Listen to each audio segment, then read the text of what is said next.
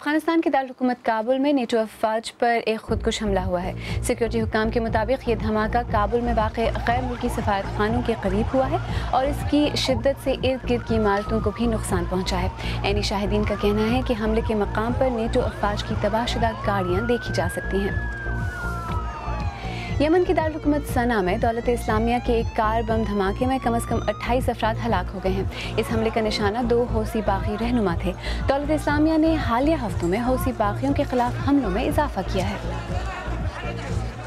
Liberia में एक बार फिर एबोला से हलाकत की इत्तला मौसूल हुई है। महज 7 हफ्ते कबल ही एबोला से पाक करार दिए जाने के बाद लाइबेरिया के नायब वजीर सेहत ने इस बात की तस्दीक की है कि एक 17 साला लड़का एबोला वायरस से हलाक हुआ है।